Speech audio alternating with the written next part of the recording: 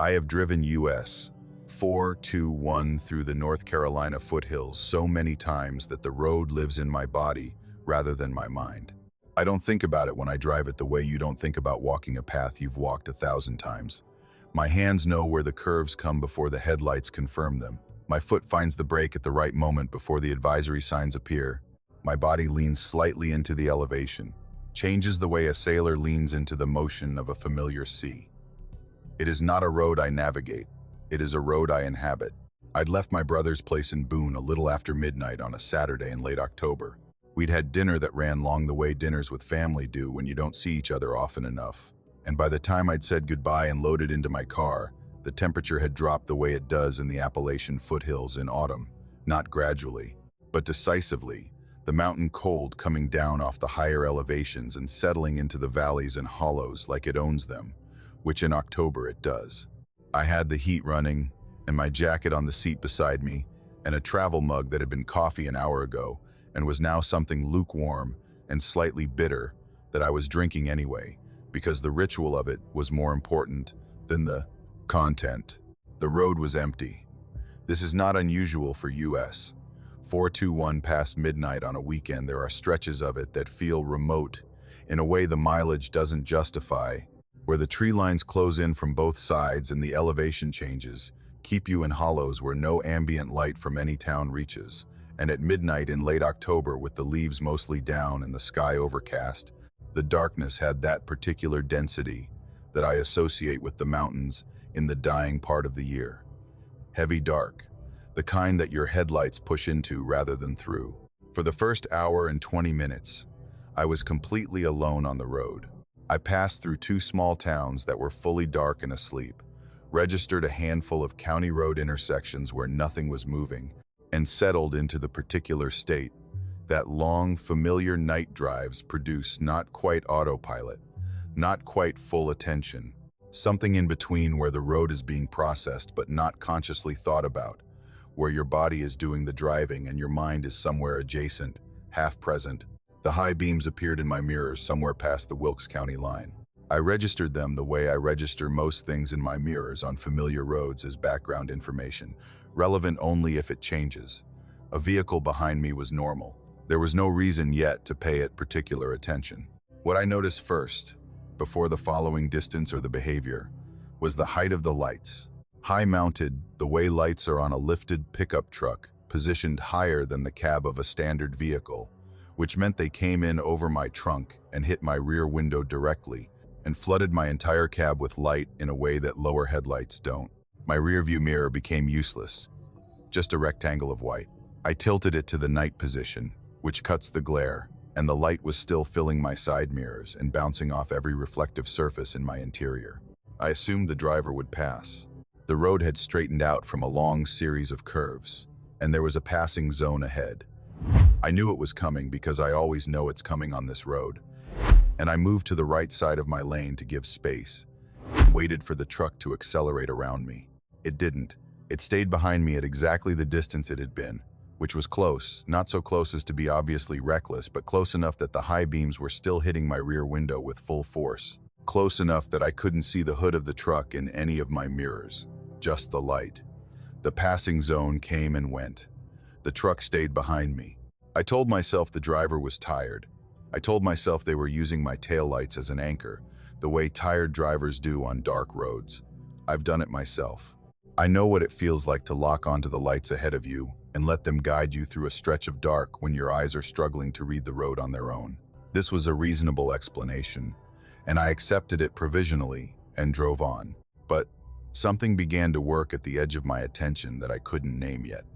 Something about the rhythm of the truck behind me. When I took a curve, it took the curve at exactly the pace I'd taken it. Not following my path, matching my speed through the arc with a precision that didn't feel like a tired driver loosely tracking my lights. It felt deliberate. It felt attended. Whatever was behind the wheel was paying close attention to what I was doing. I tested it the way you test things when you're not yet ready to admit you're testing anything. I let my speed drop, 10 miles an hour below what I'd been doing. The kind of drop that on a late-night road would frustrate any driver following you and cause them to either close the gap impatiently or swing out and pass. The truck slowed at exactly my rate and held its distance. I brought my speed back up. The truck came with me. Same gap, same precision. I had been driving for just over 20 minutes since the truck appeared. I was now paying it full attention, which meant I was no longer in that comfortable middle state between autopilot and presence. I was present. I was watching the mirrors the way you watch something you've decided matters. And what I was seeing was a vehicle behind me that was not behaving like a vehicle behind me. It was behaving like an extension of me, like something attached. The pull-off came up on the right, a wide gravel area where, in daylight, logging trucks sometimes park, a turnout with enough room to get fully off the road. I made the decision to pull in without indicating, doing it quickly. The kind of move you make when you want to catch something in the act of following. If the truck blew past me and continued down the road, I would know it was nothing, and I would feel foolish. And I would get back on the road and drive home and drink a glass of water and go to bed. I pulled in, stopped, watched the road. The truck slowed as it came past my turnout. I could see it clearly, for the first time from the side, an older model, a full-size American pickup from the 80s or early 90s, lifted significantly, dark-colored, the truck body big and squared off the way trucks were before aerodynamics changed their shapes. It slowed to perhaps 15 miles an hour as it passed my gravel turnout, and the driver's window was facing me, and I could not see anyone inside. The cab was dark, no silhouette, no face, just the window and the darkness behind it, and the truck continuing forward at that crawling pace, unhurried, and then accelerating again and disappearing around the curve ahead. I sat in my gravel turnout for 3 minutes. My hazard lights were on. I was telling myself it was nothing, that the truck had slowed for the curve, that the cab had been dark because I was looking into shadow. I got back on the road. The truck was there. Of course it was there. A quarter mile ahead of me now, its tail lights visible around the long curve I'd just entered, not pulling away, just driving. I had pulled off and waited and gotten back on the road, and it was ahead of me, which meant it had also stopped somewhere ahead and waited, which meant it had known I would get back on the road. I want to tell you that I turned around at this point. I want to tell you I had the presence of mind to recognize what was happening and reverse course and find another way home. But the mountain roads of that corridor don't reverse simply. The road I was on was the road, and the alternative was a series of county routes through terrain I didn't know as well. In the dark, in October, with something I didn't understand, already aware of my movements, I decided to keep going, to close the distance with the truck ahead of me rather than running from it, to get behind it rather than have it behind me. I brought my speed up. The truck's taillights held their distance ahead of me, then gradually, over the next mile, let me close the gap.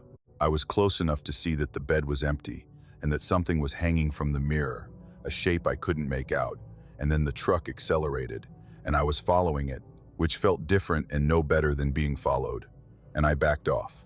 What happened over the next 30 minutes was a kind of choreography that I was only one participant in.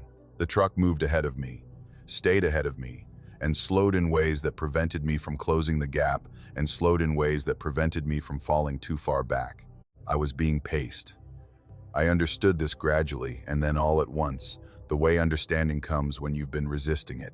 I was being moved down this road at a specific speed toward a specific destination, and the truck ahead of me was controlling both. Every time I slowed significantly, the truck ahead slowed. When I actually considered, with my foot moving toward the brake stopping entirely, the truck's brake lights didn't come on. Instead, the high beams of a second vehicle appeared in my rearview mirror. The same truck, or another truck exactly like it, behind me again. The gap between us closing until pulling over was no longer something I could do safely, and then the second truck eased back to the following distance it apparently preferred. There had been 2 of them, one ahead, one behind, and I was in between. I have tried to account for the road that followed. I know US 421. I know every intersection on the stretch I was driving. What I do not know, what does not exist on any map I've consulted in the years since, is the road they moved me onto.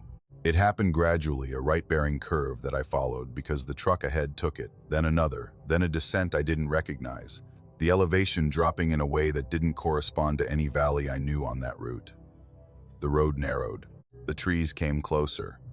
The pavement gave way to packed gravel. And then the gravel ended at a 1-lane bridge over a creek I couldn't name, a wooden bridge, old, with no markings and no signage, and the truck ahead had stopped just past it, and the truck behind had stopped just before it.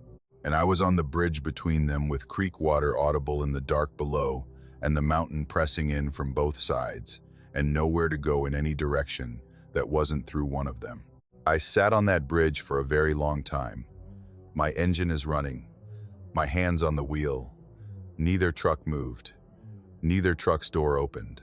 And eventually, in the deep part of the night, when the cold had worked its way through my heat and into the car, I made the only decision available to me and drove slowly forward, through the gap beside the truck that had led me here, not looking at its window as I passed.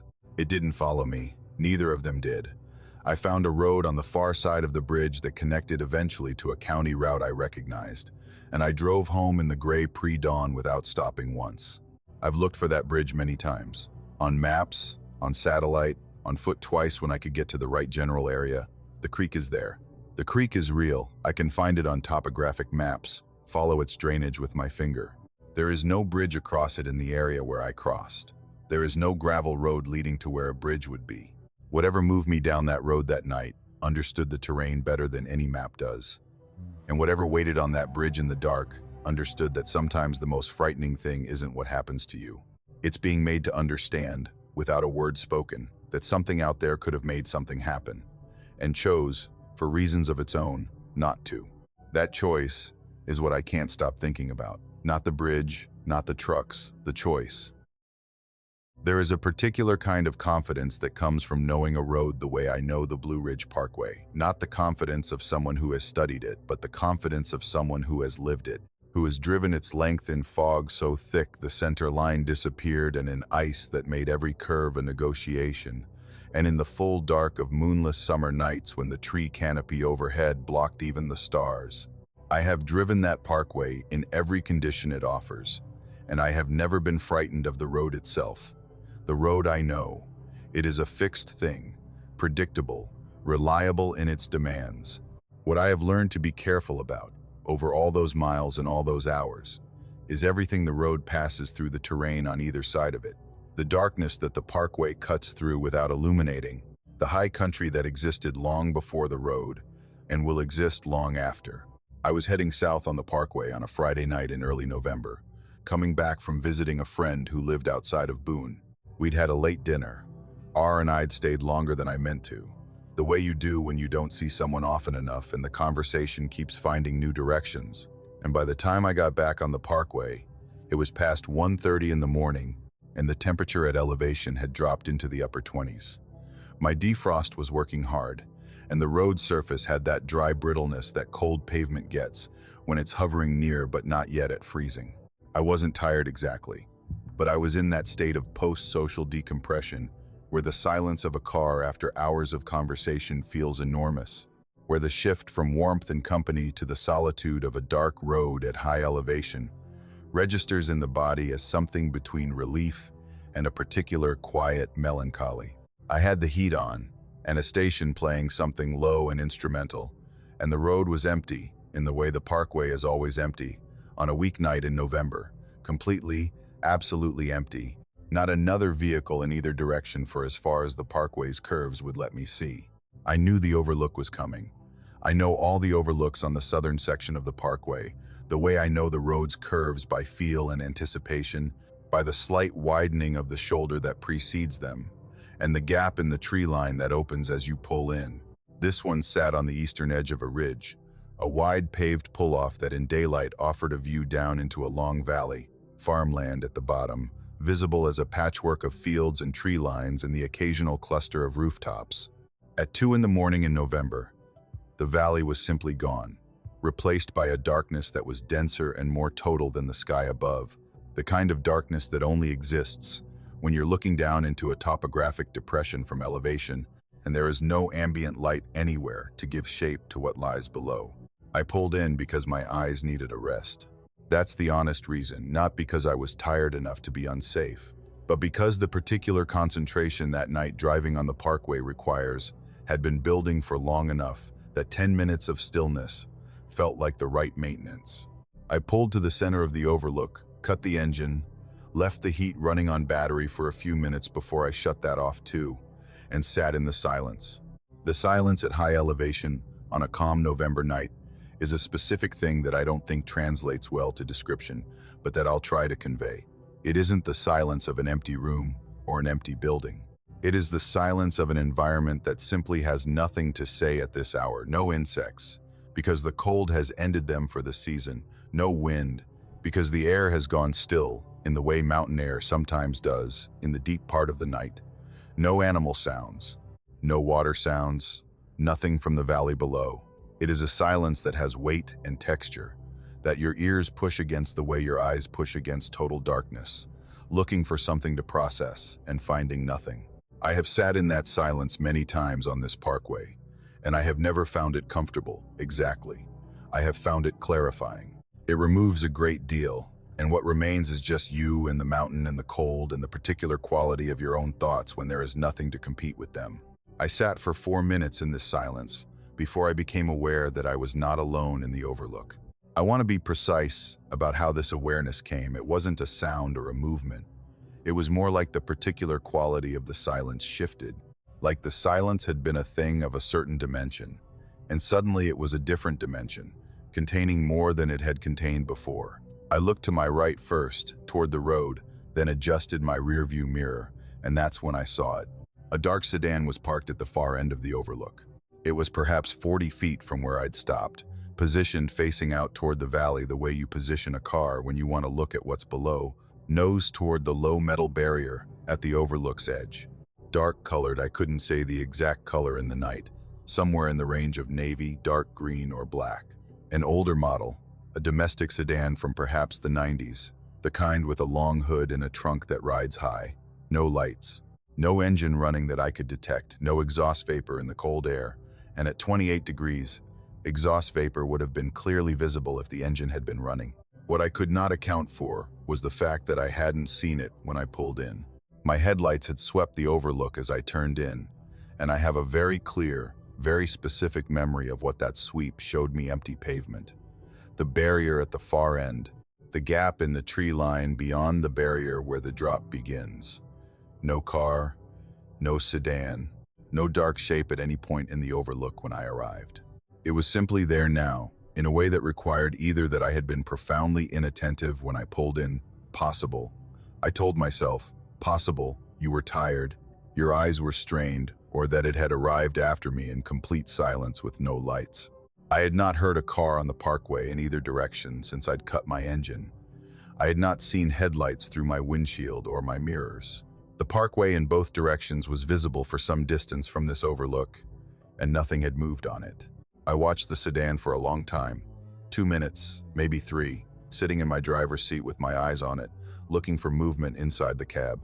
The windows were dark, not tinted exactly, just dark the way car windows are dark from the outside when there's no interior light, when nothing is illuminating the people inside. I looked for the shift of a silhouette, the movement of a head, the small adjustments a person makes when they're sitting in a confined space. I saw nothing. The car was as still as something that had been there for a long time, as still as something that had been placed rather than driven.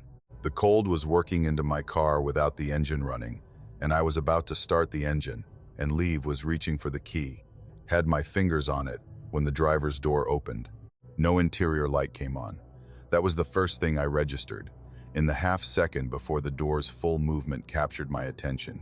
The door opened, and the interior stayed dark, which means either the dome light was off, burned out, or had been deliberately disabled. And in that same moment, I was processing this when a person stepped out of the car onto the pavement of the overlook. I couldn't see them clearly. They were backlit by nothing, silhouetted against nothing, just a shape that my eyes tried to read as a person upright, two-legged, the rough proportions of an adult human, wearing something dark. They stood beside the car for a moment with the door open behind them, and then they closed the door and began walking. Not toward me, not toward the road, not toward the parkway or the tree line or any direction that implied going somewhere accessible, somewhere connected to anything. They walked directly toward the barrier at the overlook's edge. The low metal rail exists to prevent exactly what this person's trajectory implied. They walked at an even pace, not quickly, not slowly, with the deliberateness of someone who has thought about where they are going and has made a decision about it. I have thought a great deal in the years since about what happened next and about whether I did the right thing. I got out of my car, I said, loudly, across the 40 feet of cold pavement. Hey, the word that means stop, wait, I see you, you are not alone here. The figure stopped. They were at the barrier now, both hands on the top rail, and when I said that single word, they stopped and turned their head and looked at me. I could not see their face. Too dark, too much distance, and whatever expression they might have carried was lost in the shadow. They looked at me for what felt like a long time, which was probably 5 seconds, and then they looked back out at the valley, at the total dark below, at the nothing that was down there at 2 in the morning in November. I walked toward them. I don't know where I found the capacity to do that, to cross that pavement toward the edge, toward this person, toward the barrier and the drop beyond it. I think it was the same impulse that makes you reach for someone on a ledge, that makes you move toward a thing your body knows is dangerous, because the alternative is standing still while something irreversible happens. I got close enough to see that it was a man. Older, not elderly, but in that middle range where age has settled in fully, the hair gone gray or white, the posture carrying some weight in the shoulders. He was wearing a dark jacket and dark pants, and he was gripping the barrier rail with both hands and looking out at the valley, and he had not acknowledged that I was standing 3 feet from him. I said something. I don't remember exactly what, something about whether he was all right, whether he needed something. The words felt inadequate in the way that all words feel inadequate at a certain kind of edge. He didn't answer right away.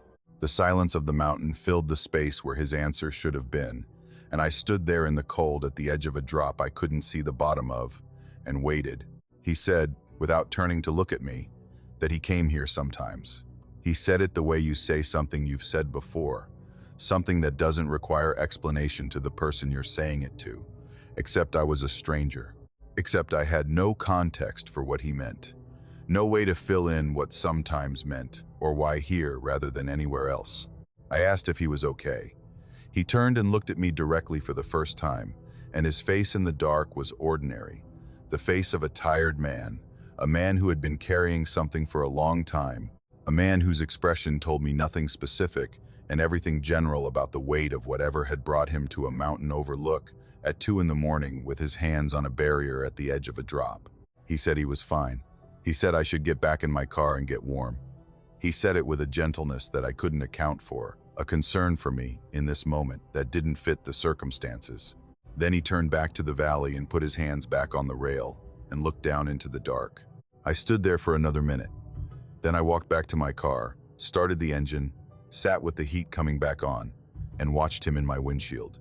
He stood at that barrier for the 10 minutes it took me to decide I couldn't leave him there, and I had gotten out of my car again and was halfway across the pavement when he simply wasn't there anymore. The barrier was empty. The overlook was empty. His car was still parked at the far end. I checked the barrier. I looked over it, into the dark below, and could see nothing and hear nothing. I walked the length of the overlook and looked at the tree line, the road, and the pavement, and there was nowhere a person could have gone in the time it took me to cross the lot. Not down, not into the trees, not onto the road. I drove to the next ranger station and knocked until someone answered and told them what I'd seen. They went back with me. The sedan was still there.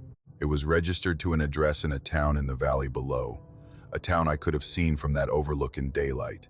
The rangers knew the car. They knew it had been in that overlook before.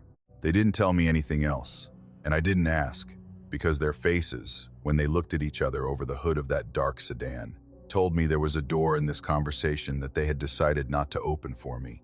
I still drive the parkway. I still stop at overlooks sometimes when I need to rest my eyes, but I no longer sit in the silence without checking the full length of the pull-off first, without making sure I know exactly what is sharing the dark with me. And I have never been back to that particular overlook at night. Some places accumulate something over time, grief, or return, or whatever it is, that brings a man to the same edge in the dark often enough that a ranger recognizes his car on sight. I don't know what to call what accumulates in a place like that. I just know I can feel it from the road as I pass, a particular weight in the air at that gap in the tree line, and I keep my eyes forward and my hands on the wheel, and I don't slow down. My grandmother was born in a two-room house on the side of a mountain in Graham County that no longer exists. Not the house, not the road that led to it, not the community of 8 or 10 families that had lived in that hollow for 3 generations, before the government bought the land and the families scattered and the forest came back over everything they'd built. She used to talk about those roads the way some people talk about a language they grew up speaking and can no longer find anyone to speak with a mixture of fluency and mourning, describing turns and landmarks and creek crossings, with the specificity of someone for whom that geography was as real and present as the road outside her window, even 40 years after she'd last driven it.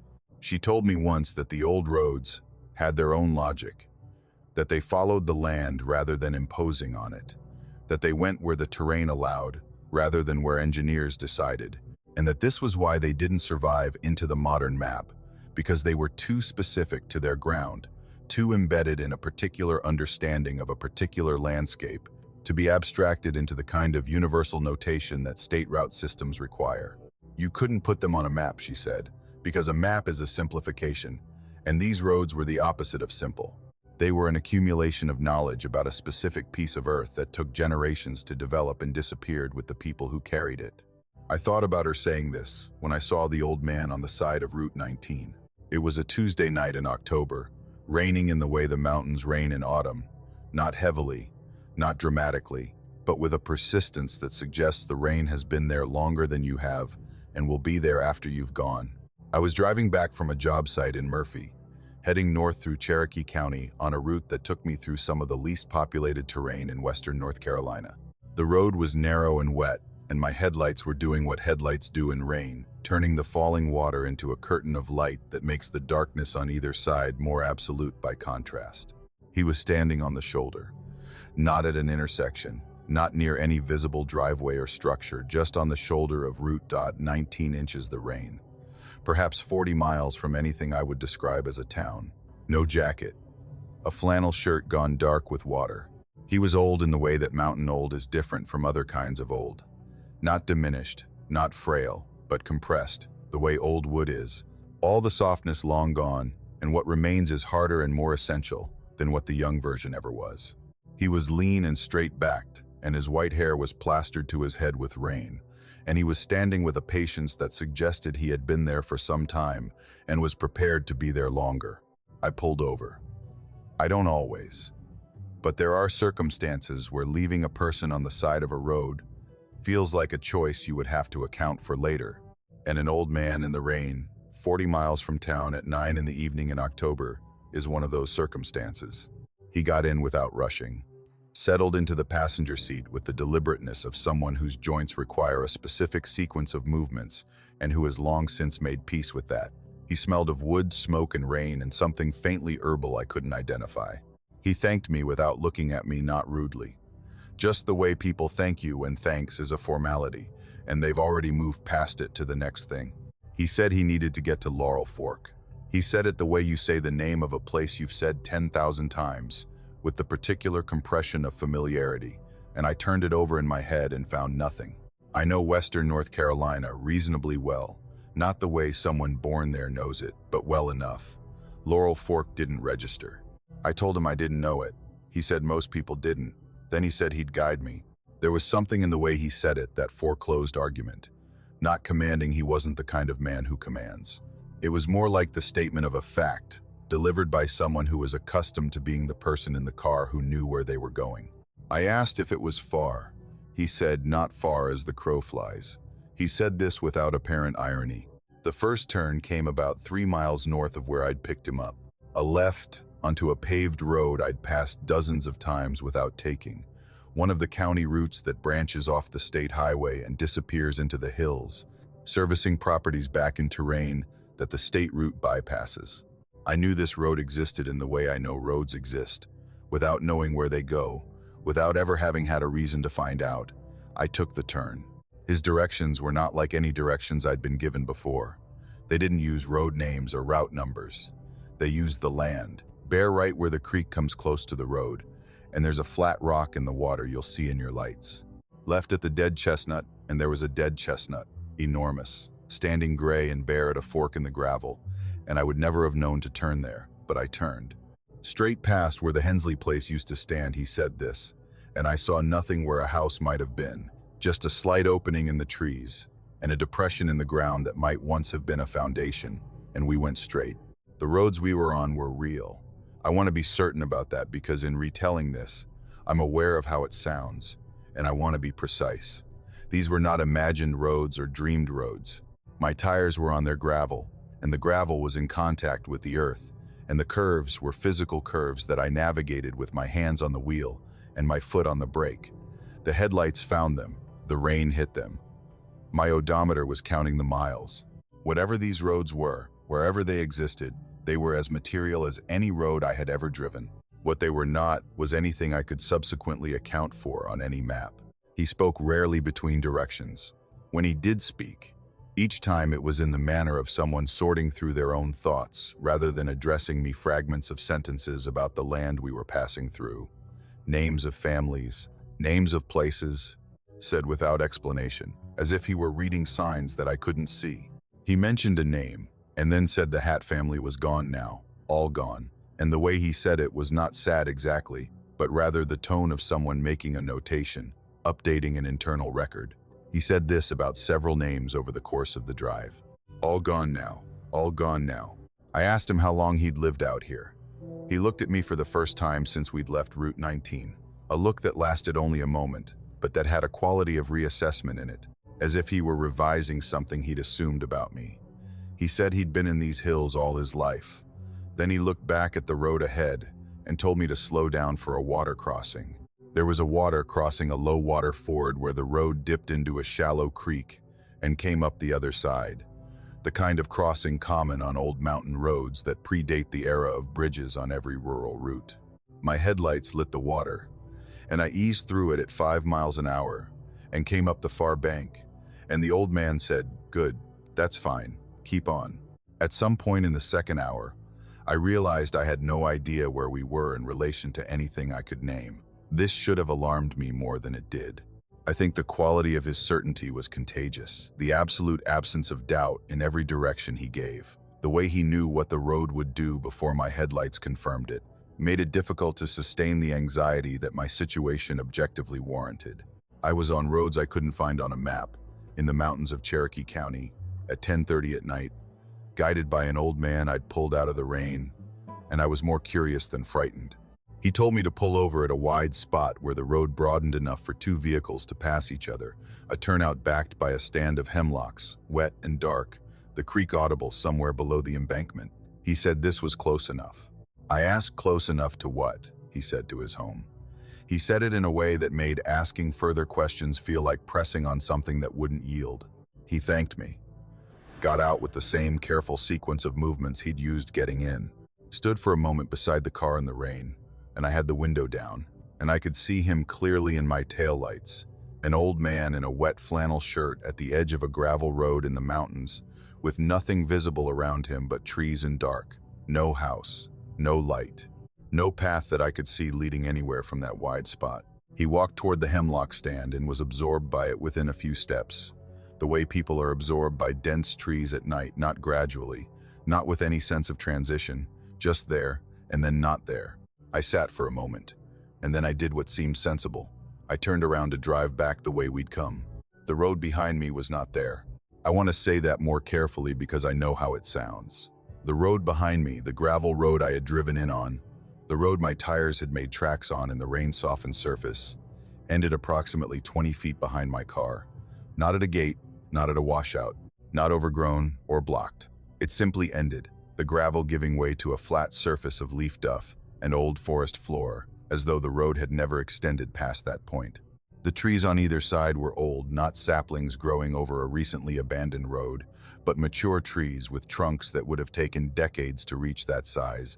Trees that had not been bordering a gravel road recently or been cleared for one. There was a road ahead of me. The direction we had been traveling continued. I drove it because I had no alternative, and it brought me, over the course of 40 minutes, which I still can't fully account for, back to Route 19, from a direction and at a point that did not correspond to where I had turned off. I've looked for those roads. I have driven every county route in Cherokee County that I can find access to. I have looked at historical topographic maps, and I have talked to people who grew up in that county and know the backcountry. Two things have come of this. One is that I cannot find any of the roads we traveled that night. The other is that when I describe the directions, the dead chestnut, the water crossing, the hemlock stand at the end. One old man I spoke to in a gas station in Marble went quiet in a way that made me stop talking. He looked at me for a long moment, and then he asked if the man I'd picked up had told me his name. I realized he hadn't. I said so. The man at the gas station nodded slowly.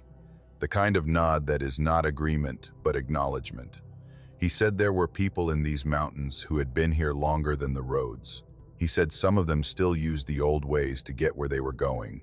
He said it like that was a complete explanation, and then he went back to whatever he'd been doing before I'd started talking, and I understood that the conversation was over. I still drive Route 19. I still drive it in the rain. But I don't pull over anymore for people on the shoulder. Not in that part of the county. Not in that part of the night. Not because I'm afraid of what might happen. Because I'm afraid of where I might end up, and whether the road back would be there when I turned around to find it.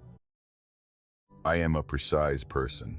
I want to establish that before anything else, not as a defense but as context, because the nature of what I'm describing depends on understanding that I am not someone who loses time or misremembers sequences or constructs narratives around gaps in my attention. I am an accountant by training and inclination, which means my relationship with numbers and with the accurate recording of events is not incidental to my personality. It is foundational to it. I track things. I verify things.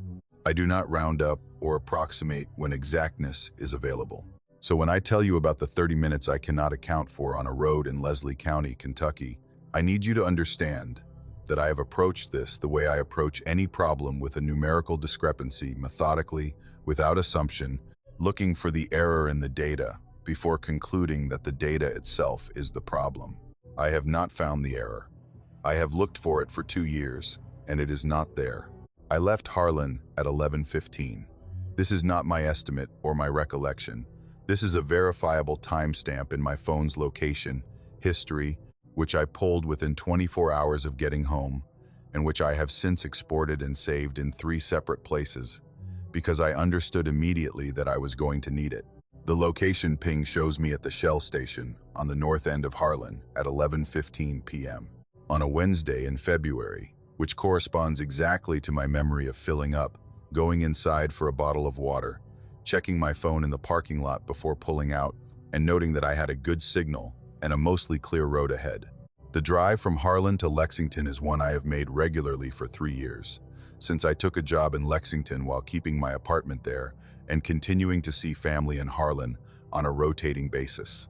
It is not a short drive, 2.5 hours on a good night, longer in bad weather, but it is a familiar one. I know it the way you know any road you've driven enough times that your body has internalized its rhythms. The way I know that the stretch through Leslie County is the most remote section, the place where the hills close in tightest and the cell signal goes unreliable, and the road itself requires the most sustained attention because it is narrow and curving in a way that demands respect even in good conditions. February, in the Kentucky mountains, is not good weather.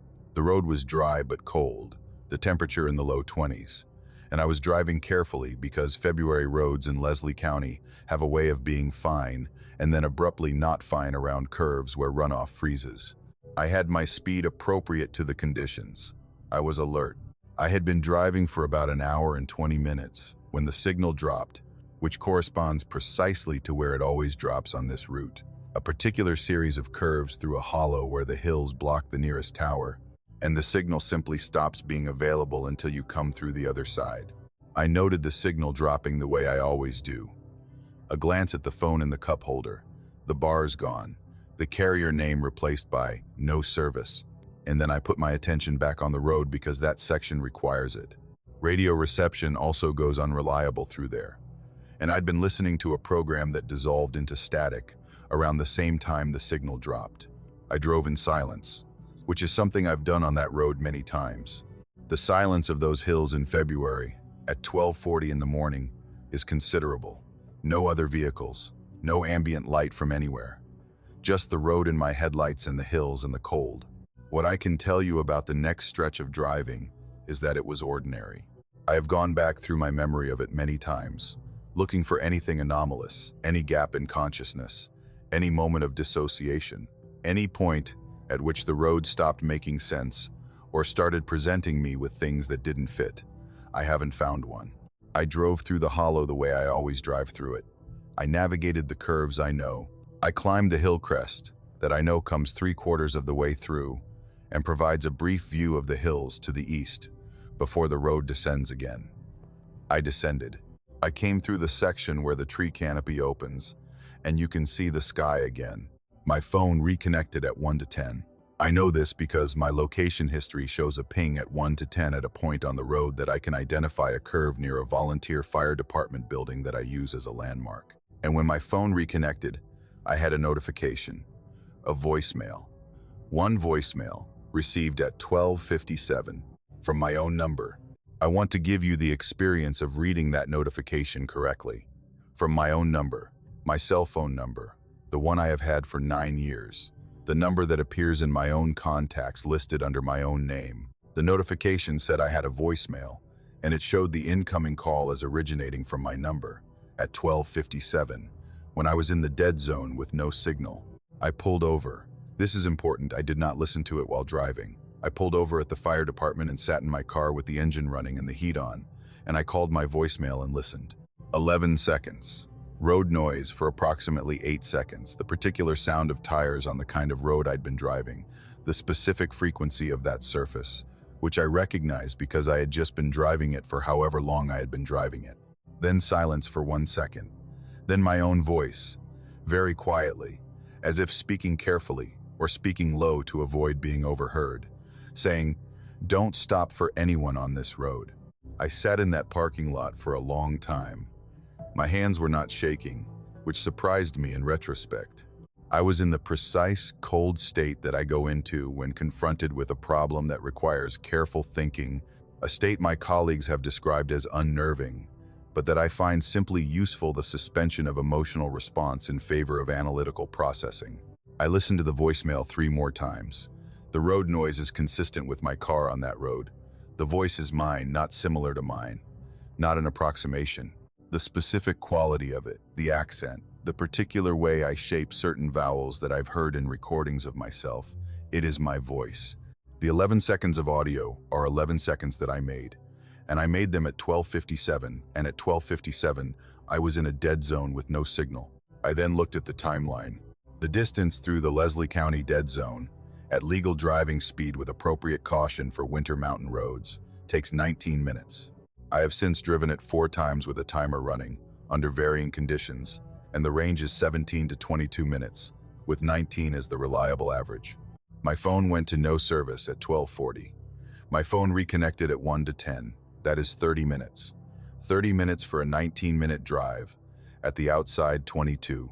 I have 8 to 11 minutes that my odometer did not account for, that my memory does not account for, that the road itself, with its known length and my known speed, does not account for. I drove the rest of the way to Lexington that night without stopping once. Not for gas, though I was lower than I'd have preferred. Not at the rest area I sometimes use near Richmond, not for any reason. I drove with both hands on the wheel and my eyes on the road and on the mirrors, and every time I thought about the voicemail, I pushed the thought aside and concentrated on the mechanics of driving, because that was what the situation required. I got home at 2:50. I locked my apartment door and sat at my kitchen table with a glass of water and my phone, and I played the voicemail 1 more time, and then I opened my data log and looked at the timeline again, and found the same thing I'd found in the parking lot. Then I opened a document on my laptop and wrote down everything I remembered about the drive, in sequence, with timestamps where I had them, the way I would document any discrepancy that needed to be resolved. I have that document. I have added to it periodically in the 2 years since, as I've thought of new angles to examine. It does not resolve. The things I have ruled out, methodically and with some effort. I did not stop and forget that I stopped. My odometer reading, which I checked in the morning against what I knew it had been at the gas station in Harlan, accounts for the correct distance without additional mileage. I did not take a wrong turn and course correct the road, through that section doesn't offer turns. It's a single route through a topographic constraint, and there is nowhere to go but forward or back. I did not lose consciousness. I have driven those curves. I know that navigating them requires sustained, active attention, and I navigated them. I did not pull over and sit, both because my memory doesn't include it, and because the timeline of an unaccounted stop would need to be accompanied by a period of engine off or engine idle that I didn't. Notice, what I have not ruled out is the part I can't bring myself to write with the same clinical precision I've used for the rest of this account. Because the things I haven't ruled out are not things that fit into any framework I know how to use, and I am a person who requires frameworks. There is a version of this that goes, something happened on that road in Leslie County during those 11 minutes. Something I experienced and do not remember, and during that something, I somehow sent myself a message, or something sent it in my voice, or the message was sent for me, to me, by whatever it is that has enough access to the dead zone of those hills to operate within it. There is something in those hills that knew I needed to be warned, and had the means to warn me. That version of events requires me to accept premises that I have spent 2 years resisting. The voicemail is still in my phone. I haven't deleted it. I've thought about why I haven't deleted it, and the reason I've arrived at is that it's evidence, and I don't delete evidence before I understand what it's evidence of. The case isn't closed.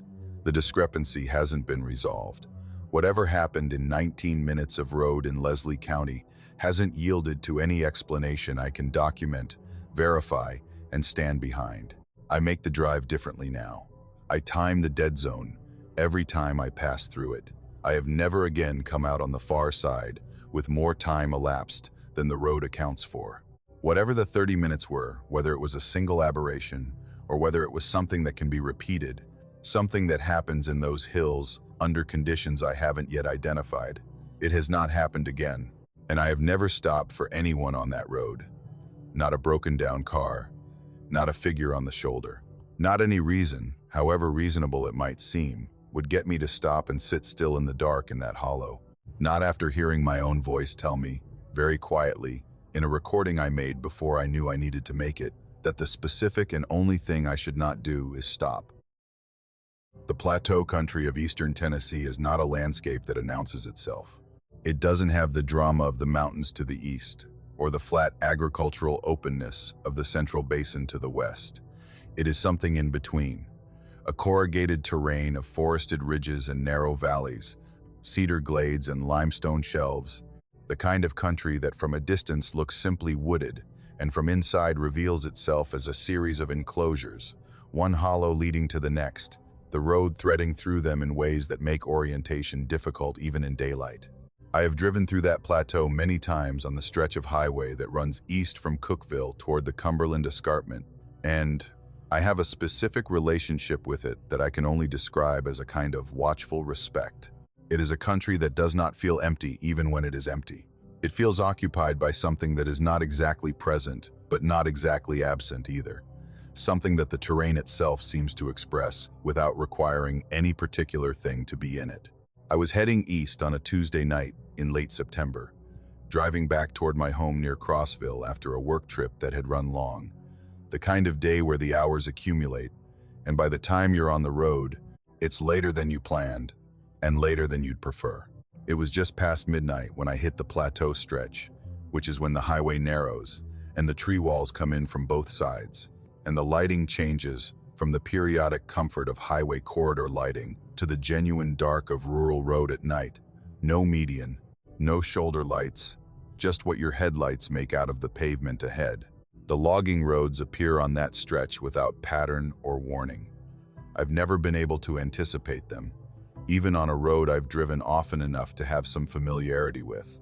They simply break from the tree line, a sudden gap where the gravel begins, wide enough for the kind of heavy equipment that timber operations use, and then 30 feet in the forest closes back over them, and they're gone. In daylight, they are unremarkable. At night, in the wash of headlights, each one is a brief glimpse of something concealed: the gravel, running back into darkness, the tree canopy meeting overhead, the sense of a corridor that goes somewhere you can't see. I've always found them mildly unsettling in the same low-grade way that I find any passage that conceals its destination, Any opening that promises depth it doesn't immediately reveal. I noticed the truck in one of these pull-offs at about 12:15. It was parked at the entrance to one of the logging tracks, not in it, exactly, but at the mouth of it, positioned with its nose just under the tree canopy, the way you'd park if you wanted to be mostly off the road but not committed to the track. Dark-colored, tall-cabbed, the kind of heavy truck that logging and construction operations use, the sort with a cab that rides high enough that the driver is looking down at most other vehicles on the road. No lights.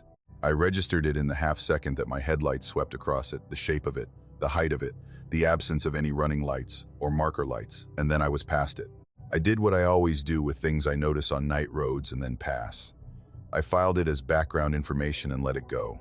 A truck parked at a logging access road at midnight in the eastern Tennessee Plateau is not inherently remarkable. Timber operations run odd hours. Workers leave equipment. The truck was off the road, not blocking anything, presenting no concern to a driver passing at speed. I let it go and drove on. 40 minutes later, I stopped for gas in a small town whose name I'll leave out, one of the small communities on that plateau highway, a cluster of buildings around a crossroads, a gas station with a single canopy over 4 pumps. I was the only customer. I filled the tank, went inside, bought a bottle of water and a pack of crackers I didn't eat, and came back out to my car. The truck was across the street, not pulling in as I came outside, not moving, already parked, perpendicular to the road, on the gravel apron in front of a closed hardware store, directly across the 2-lane from the gas station. Already dark, no lights, no engine noise I could detect from where I stood at the pump. Already still, with the particular stillness of something that has been in a position for some time rather than something that just arrived. I stood at the driver's door of my car with my keys in my hand, and I looked at it. What told me it was the same truck was not color. I couldn't say in the gas station's overhead lighting whether the color matched what I'd seen on the highway. Dark was dark. What told me was the height, the cab shape, and the piece of orange marking tape tied to the driver's side mirror. Survey tape, the kind that comes on rolls and is used to flag boundaries and hazards in timber and construction work, tied in a loop around the mirror bracket and hanging perhaps 4 inches. I had seen that tape in the sweep of my headlights at the logging access road 40 minutes back. Distinctive enough, in the way of small specific details, that I was certain 40 minutes. The truck had been parked at a logging access road 40 minutes back at 12:15. I was at the gas station just before 1. Whatever road that truck had taken to cover the distance between the logging access and this crossroads town, it had done so in 40 minutes or less, with no lights on, and it had arrived before me, not pulling in as I came outside. Already there, already still, already perpendicular to the road facing my direction. I did the thing I'm not proud of, which is that I did not immediately get in my car and leave. I stood there and looked at the truck and tried to construct an explanation that worked, and I did this for longer than I should have because the mind wants resolution, and I was giving it time to find one. Same type of truck, different truck. The tape was common survey tape. I had not seen the truck clearly enough to be certain. These are the arguments I made to myself in the gas station parking lot at 1 in the morning. Gee, with the pump island lights buzzing, and the road empty in both directions, and the truck sitting dark and still across the cast. 2-lane. I got in my car and drove. Not because I'd resolved anything, because I'd run out of patience for standing in a lit parking lot, while something dark and tall sat facing me from across the road, and because motion felt better than stillness, and because home was 40 more miles, and I wanted to be there. 40 miles on the Plateau Highway. I drove them at a speed that was somewhat over the posted limit, which I acknowledge, and I watched both the road ahead and my mirrors with the divided attention of someone who is trying to drive well, while also monitoring for something they haven't fully admitted they're monitoring for. Nothing behind me. No high-mounted headlights. No tall silhouette against the sky. No logging truck shape in any of my mirrors for the full 40 miles. I began, somewhere around the 30-mile mark, to feel something close to relief, to let the explanation of coincidence and misidentification settle around the experience like a covering. The last stop I made was not planned. A small pull-off appeared on the right, one of the informal kind. A wide spot on the shoulder where the gravel has been packed flat by repeated use, probably a fishing access, or a place where people stop to read the road or check their phones. Something made me stop. I have thought about this since. Once, and I cannot give you a clean reason. Something about the pull-off looked used in a way that made me slow down and pull in. The truck was there, already dark, already parked on the far side of the pull-off with its nose aimed toward the trees and the orange survey tape visible on the mirror. Between where I'd gassed up and where I now sat was 40 miles of two-lane plateau highway and nothing I'd seen in my mirrors the entire drive. Whatever road it had used, whatever route had moved it from the gas station crossroads to this pull-off, it had not been the road I was on. I didn't stop the engine. I shifted into reverse before I'd consciously decided to, and I backed out of the pull-off, and I drove the last 6 miles home without letting my speed drop for anything. I pulled into my garage and closed the door behind me, and I sat in the car in my own garage with the engine running for several minutes before I went inside. In the weeks since, I've thought about the specificity of what I saw. The orange survey tape. That's the detail that won't let me settle on misidentification and move on. Survey tape is common, yes, but the way it was tied looped around the mirror bracket in a particular knot, hanging at that particular length, was consistent across all 3 sightings. I am not someone who invents consistency. I am someone who notices it and records it and doesn't let it go until it means something. What it means is that the same truck was in 3 locations on my route that night, each time already stationary when I arrived, each time without lights, each time having covered ground between sightings via roads I did not see. The logging access at 12:15. The Crossroads gas station before one. The pull-off 6 miles from my house at roughly 1:40. I've looked at maps of that plateau corridor, trying to find what parallel road system could account for this. There are logging roads through those hills that don't appear on public maps, private timber company tracks, the kind that exist on internal operational maps and nowhere else, that crisscross that plateau in ways the highway system doesn't reveal. Someone who knew those roads well enough, who had driven them in the dark enough times that they didn't need lights, could theoretically move through that terrain faster than a highway driver. Someone who knew the terrain well enough to know the road, to know the gas stations, to know the pull-offs, to know, in some way I can't account for, where I was going and which route I would take and where I would stop. That's the part that doesn't resolve into any explanation I can hold without discomfort, the knowing. Because following someone requires seeing them first and staying behind them. What that truck was doing was something different. It was arriving. It was already there. Whatever it knew about my movement that night, it knew it in advance, and it used that knowledge to be at the places I would be before I was there. I've changed my route home. I take the interstate now, which adds 20 minutes and bypasses the plateau entirely. I've told myself this is just a preference, that I find the plateau roads tiring, that the extra 20 minutes is worth the smoother drive. These are all true statements that are not the reason. The reason is the pull-off 6 miles from my house. The fact that whatever was in that truck knew, of all the pull-offs on 40 miles of plateau highway, which one was 6 miles from my front door. The fact that it stopped there, the fact that I don't know if stopping there was the destination, or the last point I happened to see before home, or something in between that I don't have language for. I drive past the entrance to my neighborhood every time I come home. I always check the pull-offs. I haven't seen the truck again. That should feel like relief, and mostly it does. But there's a part of me that understands that not seeing something isn't the same as it not being there, and that somewhere in the plateau east of Cookville there are roads that don't appear on maps, and someone who knows them well enough to drive them in the dark without lights, and that this person knew where I was going before I got there. I don't know what they wanted. That might be the most frightening part of all. I want to start by describing the interstate through southwestern Virginia the way it actually is, because the geography matters and because most people who haven't driven it don't understand what that corridor is like at 3 in the morning.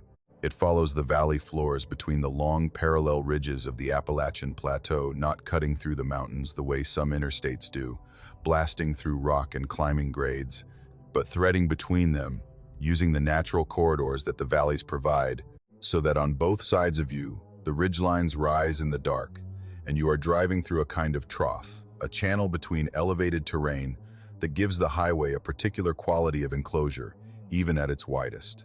The medians through that corridor are generous, wider than typical interstate medians. In some stretches wide enough that you couldn't throw a stone across them, broad bands of grass and occasional plantings that the highway department puts in for erosion control, bisected sometimes by a cable barrier and sometimes by nothing at all. In daylight, they are simply medians. Unremarkable, functional, the grass was cut to a standard height and maintained without particular care. At 3 in the morning, they are something else. Your headlights reach the near edge of the median grass, and the light catches it, and then the center falls away into shadow, because the headlights of traffic in either direction illuminate the edges. But the middle of a wide median has no light source that reaches it consistently, and what you're left with is a strip of darkness between two lit surfaces, a band of unlit ground that runs alongside you for miles, and that your eyes keep returning to the way eyes return to any area of incomplete information.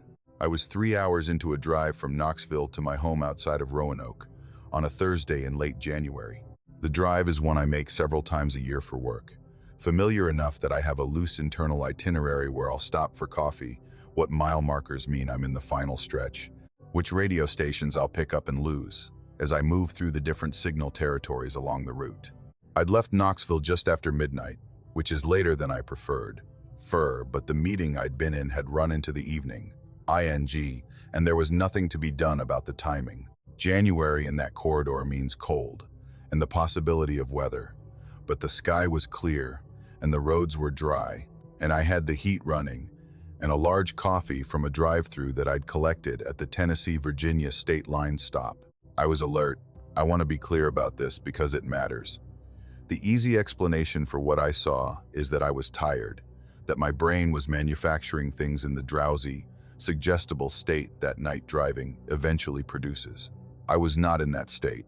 I was in the deliberate, managed alertness of someone who is 3 hours into a drive they need to complete, who has made the caffeine and the music and the periodic adjustments to the temperature and the airflow that you make when you're working at staying present. My eyes were doing their job. The road was registering correctly. The interstate at that hour was close to empty. I had been seeing perhaps one semi every 8 to 12 minutes, the big freight haulers that run through the night on this corridor, and occasional clusters of cars that would appear in my mirrors and then pass me or be passed and recede. Between these appearances, the highway was mine, and in the long intervals between traffic, I had developed the particular awareness of the surrounding environment that you develop when there's nothing else to process the ridge silhouettes against the slightly lighter sky, the median grass moving in the wind that came down off the mountains, the intermittent reflective posts at the highway's edge catching my headlights in sequence. I saw him in the median at approximately 3:17. I know the approximate time because I had looked at my dashboard clock, perhaps 2 minutes before, calculating distance and time, remaining the way you do compulsively in the final third of a long drive. 3:17 is my best estimate. The location was a stretch of the interstate in Wythe County where the median is particularly wide. I would put it at 70 or 80 feet across, wide enough that the far lanes of oncoming traffic were a significant distance away, and the median between us was a genuine field of grass. He was standing in the center of that grass. I processed him in the approximately 1 second that I had before my speed carried me past. He was in the middle of the median, not at either edge, not near the cable barrier that ran down the center of this particular stretch in the grass to one side of the barrier, standing upright, facing east. I was traveling east. He was facing my direction, facing the direction traffic was moving in my lanes, and he was standing still, not walking, not crouching, not moving toward either edge of the median, standing, with his arms at his sides, in the grass in the middle of the night. What I registered in that second: upright human figure, adult male from the proportions, clothing that appeared to be civilian jeans or dark pants, a jacket of some kind, light-colored relative to the pants. No reflective vest, no phone screen, no flashlight, no light source of any kind is associated with him. He was visible to me because my headlights caught him, and because the contrast between the lit grass at the median's edge and the shadow of the center worked in a way that made the upright figure readable. In a different light condition, I might not have seen him at all. I drove another 2 miles before I processed what I'd seen. This is not unusual. The brain at highway speed often experiences a delay between seeing something and understanding it, particularly at night, particularly when the thing seen doesn't immediately resolve into a familiar category. My brain had filed him as a person in the median and moved on, and it took 2 miles of driving for the follow-up question to arrive. Why is there a person in the media? Not on the shoulder, not walking along the edge, in the center, standing still, facing east. I looked in my mirrors. The stretch of highway behind me was empty, no hazard lights, no car with an open door on the shoulder, no emergency vehicle. I looked at the median in my mirrors and could not see anything in it from this distance in the dark. I looked at the far lanes, the westbound lanes that ran on the other side of that wide grass strip, and there was nothing on them at that moment, no stopped car, no breakdown. I began working through the ways a person could be in that median. Car breakdown. No car visible on either shoulder, for as far back as I could see, and a person from a breakdown would be at the shoulder, not in the center of the median, and would have some light, a phone screen, a hazard triangle, something. Pedestrian. No pedestrian walks the median of an interstate in southwestern Virginia at 3 in the morning, and a pedestrian who found themselves there would be moving toward an edge, trying to get off, not standing still facing traffic. Maintenance worker. No vehicle, no equipment, no colleagues, no reflective gear, and no maintenance operation, runs a single worker alone in a median at 3 in the morning without any illumination. Every category I tried to put him in created contradictions that collapsed the category. I spent 30 miles working through this, with the systematic attention of someone who doesn't like unresolved problems, and 30 miles later, I had not resolved it. I considered going back. The nearest interchange that would allow me to reverse direction was some miles ahead, and doubling back would add significant time to a drive I needed to complete, and I was aware that what I would find if I went back was most likely an empty median and no explanation, and the particular dissatisfaction of having lost an hour for nothing. I also knew that somewhere behind me, in the grass between the two directions of an interstate through the Virginia mountains, a man was standing still in the dark facing east, and that the longer I drove, the more that fact settled into me with the weight of something that needed to be acknowledged. I called 911 from my car. I described this not as the brave or obvious choice, but as the only thing I could think of to do that didn't require me to physically return. I told the dispatcher what I'd seen location as best I could reconstruct it from mile markers. Description: the absence of any vehicle, the fact that the figure was in the center of the median and not at the edge. She took it seriously, asked me to repeat the mile marker estimate, and said she'd send a unit to check. She asked me if the person had appeared to be in distress. I thought about this for longer than she probably expected. I said I didn't know. I said standing still in the middle of an interstate median at 3 in the morning in January seemed like its own category of distress, but that I hadn't seen anything that looked like injury or crisis in the 1 second I'd had. She took my number and said someone would follow up. No one followed up. I waited 3 days, which felt like sufficient time for a routine check to have resolved, and then I called the non-emergency line for the county I believed I'd been in, and described the situation and asked if anyone had been found. The person I spoke to said they couldn't share information about incidents, but when I pushed and described it median, 3 in the morning, standing figure, no vehicle, they put me on hold for a while and came back and said there was no record of a person found in that location that night. No record. Not found and transported, not found and cited, not found and identified, no record. I drove that stretch of interstate twice more in the month since, both times in daylight, and I looked at the median as I passed through the area where I believed I'd seen him. It is what it appears to be in daylight grass, the cable barrier, the routine infrastructure of a maintained highway median. Nothing to see. No reason for anyone to be there.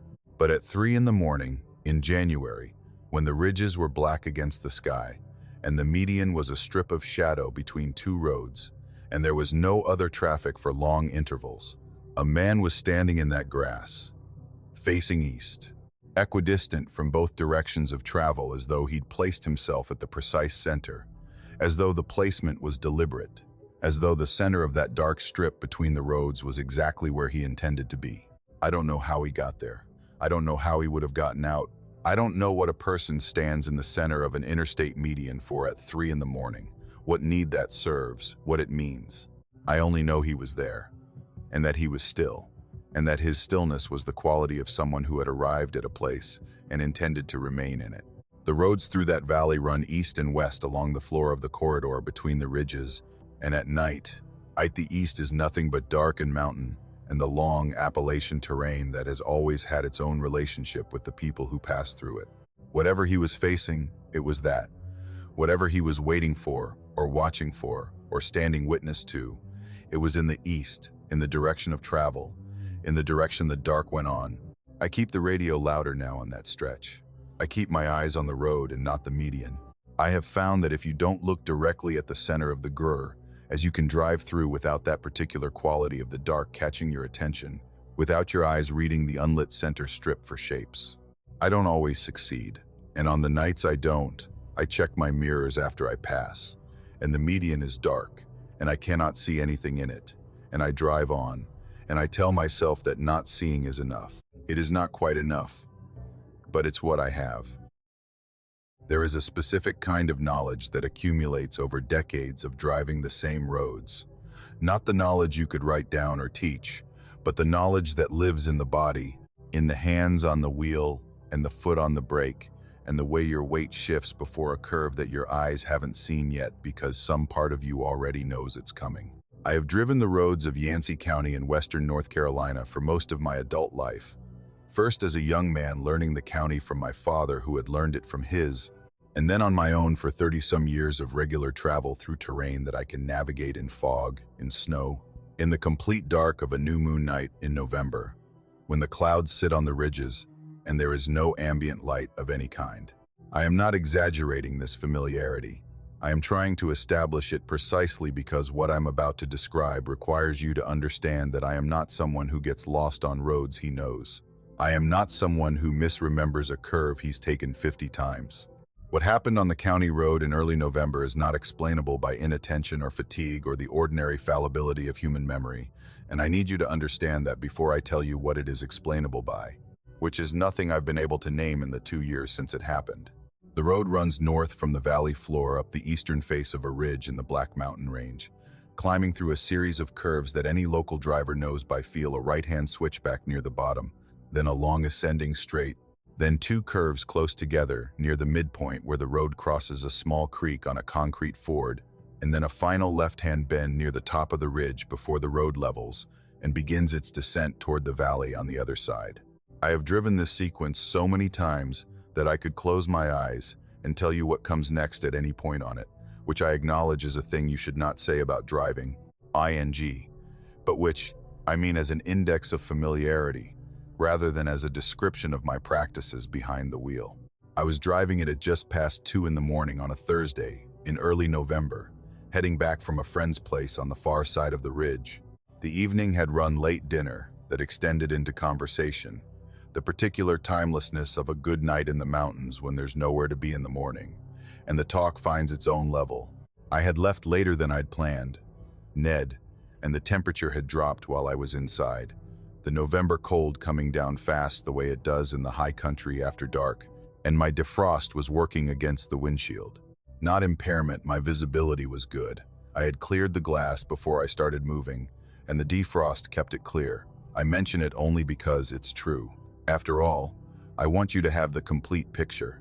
I was on the upper portion of the road, past the creek ford, approaching the final left-hand bend that I know precedes the ridge top. I know this bend the way I know my own hands. I know the angle of it, the way the guardrail appears on the outside of the curve and the rock face comes in close on the inside, the way you need to reduce speed by a specific amount before you commit to it, the way the ridge top appears in your headlights as you complete it. This is not a recall. This is physical knowledge, the kind stored in the body rather than the mind, the kind that bypasses conscious thought and operates as reflex. I came around the bend, and it was not the bend I knew. The curve that appeared in my headlights was sharper than the curve I know, a hard left, tighter than anything on that upper section of road, with its own yellow advisory signage on a post that I had never seen before, and a guardrail on the outside that was not the guardrail I know, painted with the reflective markers that delineate curves, but arranged differently, more of them, the markers spaced at the interval you use for tighter curves. And the road surface, This is the detail I keep returning to because it is the most impossible part. The road surface through this curve showed wear patterns that spoke of long use. The tire tracks on the asphalt were not fresh. They were the kind of marks that accumulate over years of vehicles, taking the same line through a curve, the path of least resistance worn into the surf, as the way water wears a channel, the outside edge of the curve slightly more compacted than the center. This road had been driven many times, by many vehicles, over a period of time, that left marks in the pavement. I followed it because I had no choice available to me. The curve was there, air and I was in it, and my only options were to take it or to stop. And stopping on a mountain curve at night with no shoulder is its own category of danger. So I took it. My hands did what hands do in a curve, adjusted the wheel, managed the speed, tracked the guardrail on the outside. My foot came off the gas and touched the brake with the pressure appropriate to the angle. I drove through a curve that should not exist, that I had never driven before, that nevertheless had all the infrastructure and wear of a road that had been there for a long time. The curve descended. This was the second wrong thing. The road I know stays level through that final bend before descending on the far side of the ridge. But this curve descended immediately, taking me down the eastern face of the ridge on a line I didn't recognize, through switchbacks I had never taken, past two places where the road crossed drainage channels on small concrete bridges I had never seen. The trees on either side were old-growth hardwood, the kind of forest that hasn't been cut in a long time, heavy trunks close to the road edge. No evidence of the kind of clearing and secondary growth you see alongside roads that have been maintained and improved in recent decades. The road felt old, not deteriorated, functional, drivable. The surface cracked in places, but passable. Just old in the way of something that was built a long time ago and has been maintained without being changed. It took approximately 12 minutes to drive the descent, which is longer than the descent on the road I know. I was not driving slowly. I was driving carefully, because I was on a road I didn't know in the dark. But I was moving. 12 minutes of descent on a mountain road covers a significant distance. The ridge I was crossing, the ridge I have crossed on that county road 50 times, is not wide enough to provide 12 minutes of descent at the speed I was going. The math does not work. I have since driven the known road with a timer, and the descent takes 4 minutes at the pace I was traveling that night. 12 minutes of unknown road in that terrain requires either a different ridge or a different route across the same ridge, and the map shows neither. I came out on the valley floor at a junction I recognized. Not the junction I would have reached on my normal route. That junction is 2 miles north of where I found myself. I was 2 miles south of where I should have been, at a crossroads I know well, but had never approached from the direction I was now approaching it from. The road I'd come down, ending at this junction, in a way that the junction itself didn't seem to expect. There was no stop sign on the road I'd descended, no road markings treating it as an approaching road, as if from the junction's perspective, the road I'd just driven didn't exist. I sat at that junction for a long time. Long enough to be cold. Long enough to look back at the road I'd come down and confirm that it was real gravel and asphalt and old drainage channels and the tree wall on either side. Real, behind me, leading back up toward the ridge. I did not drive back up it. I want to be honest about why. I was afraid of what would be at the top. Afraid that the curve would be gone, that the road would simply end at the ridge top. That going back would mean discovering something about the nature of what I'd just driven through that I was not prepared to discover at 2:30 in the morning alone on a mountain road in November. I drove home on the valley road, on roads I knew, and I went to bed without telling anyone what had happened. In the morning, I drove back to the junction and looked at the road. It was there I could see its beginning from the junction, the gravel starting, the tree canopy overhead. I drove up it in daylight, slowly, watching for the old bridges and the switchbacks and the heavy timber. They were there. I drove until I reached the ridge, or what I believed was the ridge top, and found a flat section of road, pulled off, and looked around. The curve was not there. The road continued from the ridge top in the direction of the road I know, and a quarter-mile further it joined the county road I have driven 50 times, joining it smoothly at a point that the county road surface shows no evidence of intersection, no worn approach, no sight lines cleared for oncoming traffic, no signage. The county road at that point is unmarked on either side. Two roam, meeting with no acknowledgement that they meet. I have gone back many times. The road is always there from the valley junction. The curve at the top is never there from the county roadside. The county road at the meeting point shows nothing on its surface to suggest anything has ever joined it there. I have looked at every map available to me, county road maps, USGS topographic maps, historical road surveys from the state archives, and aerial photographs going back to the 1950s. The road in the valley appears on some of the older materials, labeled with a designation that I cannot trace to any current administrative record. It does not appear on any map made after 1971. What happened to it between 1971 and now, whether it was closed, abandoned, removed from record, or simply ceased to be administered, I cannot determine. What I know is that I drove it.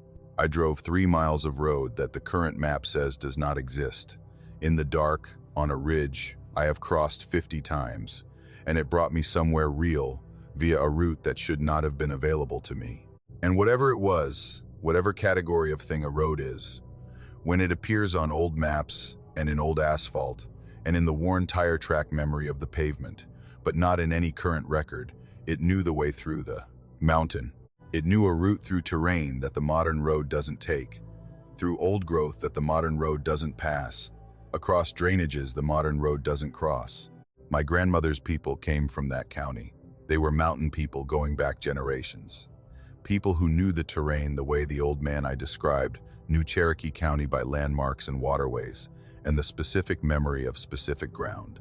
I have thought about what road they might have used when the current road didn't exist, before the county surveyed, mapped, paved, and maintained, and eventually stopped maintaining certain routes. I have thought about whether a road that was used for 100 years by people who knew the mountain intimately might leave something in the ground that persists past its removal from the record.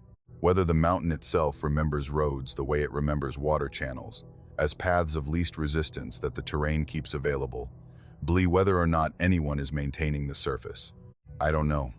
I know I drove it. I know it took me where I needed to go. And I know that every time I drive the county road now and come around that final bend near the ridgetop and find it proceeding normally into the descent, and I feel something that is not quite relief, something closer to the awareness that the road I usually drive is one version of what's possible on that ridge, and that in the right conditions, at the right hour, in the right season, there is another version available. I have not found it again. I'm not certain I've been looking. I have been a construction site supervisor for 19 years, which means I have spent 19 years developing a functional relationship with discomfort. Long hours, physical exposure, the management of risk in environments that are inherently hazardous, these things require a certain calibration of the threat response, a capacity to assess danger accurately, without either dismissing it or amplifying it. I am not easily rattled. This is not bravado. It is a professional necessity that has become a personal characteristic over 2 decades of work, which requires clear thinking in conditions that discourage it. I tell you this because the rest area in the Powell Valley corridor of northeastern Tennessee rattled me in a way that I have not recovered from, and I want you to understand the baseline against which I'm measuring that. The job site was outside of Bristol, Virginia, a renovation project on a commercial building that had run into complications, the kind that require the supervisor to be present longer than the schedule anticipated, making decisions in real time as the complications reveal themselves. I had been on site since 6:30 in the morning.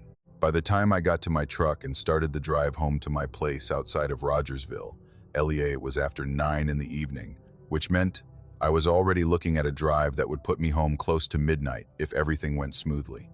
Everything did not go smoothly. There was construction on I-81 south of Kingsport that compressed traffic to a single lane for 4 miles, and by the time I cleared, I had added 45 minutes to a drive I was already enduring rather than making. I want you to have the number clear: 18 hours. Sunrise to past 2 in the morning, behind the wheel or on a job site, with a fast food lunch eaten in my truck between tasks and nothing since. The particular fatigue of that duration is not the drowsy, closing eyes fatigue of someone who needs sleep. It is a deeper thing, a hollowness that runs through the whole body, a state where everything requires slightly more effort than it should, and the signals the body sends are delayed in a way you can feel. I was functional. I was alert enough to drive safely. I had made that assessment honestly, because I know what unsafe tired feels. And I was not there. But I was tired in a way that warranted stopping, and the rest area appeared on the right side of the highway like a reprieve that I had not been expecting and took without hesitation. Powell Valley at that hour is its own particular environment. The valley runs southwest to northeast through a long trough between Clinch Mountain to the north and Powell Mountain to the south, and the interstate that follows it has a quality of enclosure. The ridges on both sides blocking the horizon, the road running through the valley floor with the mountains as walls, the darkness between the highway corridor and the ridgelines complete and lightless. The rest area was a standard facility. 2 concrete buildings separated by a covered walkway, a gravel dog walk area to one side, adequate lighting in the parking lot, adequate being the operative word, not the full fluorescent brightness of a major travel plaza, but enough overhead lights that the lot was navigable and the vehicles in it were visible. There were not many vehicles, 2 semis at the far end, one of them running and one of them dark and silent. A passenger car is near the restroom building, with a blanket visible in the rear window, and someone is sleeping. My truck, which I parked toward the center of the lot under one of the overhead lights that was functioning. I noticed the light specifically because 2 others in my section of the lot were not functioning, burned out, or malfunctioning. Their housing's dark, and I parked under the working one deliberately because 19 years of site work has made me habitual about being parked where I can see my vehicle. I went inside, used the restroom, stood at the sink and ran cold water over my wrists and the back of my neck, which is something I've done on long drives for years. The cold water on pulse points does something, wakes the circulatory system up in a way that creates a few minutes of reliable alertness. I looked at myself in the mirror, the way you look at yourself at 2 in the morning after 18 hours of work, with the particular neutrality of someone who is too tired for self-assessment and is simply verifying that the face is still there, still upright, still operational. I went to the vending machine and bought a package of peanut butter crackers that I had no appetite for, and that I ate standing in the covered walkway because sitting down felt dangerous, felt like the beginning of a decision to stop moving that I couldn't afford to make. 12 minutes. Fifth dawn on the outside. I've reconstructed this timing carefully, looking at the sequence of actions: restroom, sink, vending machine, crackers in the walkway, and I cannot find more than 15 minutes in it. This is relevant. I walked back to my truck. It was exactly where I'd left it, under the working overhead light, in the center of the lot, the only vehicle in my section of the parking. I unlocked it with the key fob from about 20 feet out. I could see the lights flash when I pressed the button, both the parking lights and the interior light that comes on briefly when the locks disengage. The standard response. I walked to the driver's door, got in, closed the door behind me, and settled into the seat with the weight of a person who has been standing for too long and is finally, provisionally, sitting. I started the engine. The dash lights came up. Heat began moving through the vents. I adjusted my grip on the wheel, and then I did what I always do before I pull out of any parking space. I checked my mirrors. Left mirror, right mirror, rear view. The indentation was in the center of the rear bench seat. I want to describe this precisely because the precision is what has stayed with me. It was not a subtle thing, not the kind of almost impression that you second guess. It was the clear, distinct compression that upholstery takes on when weight has been applied to it, the center cushion of the bench seat pushed down, the edges of the compression showing where the pressure had been concentrated, the fabric not yet returned to its resting position. The shape of it was not ambiguous. It was the shape that a person's weight makes when a person of average or above average build sits in the center of a bench seat. I have sat in the back seat of my own truck.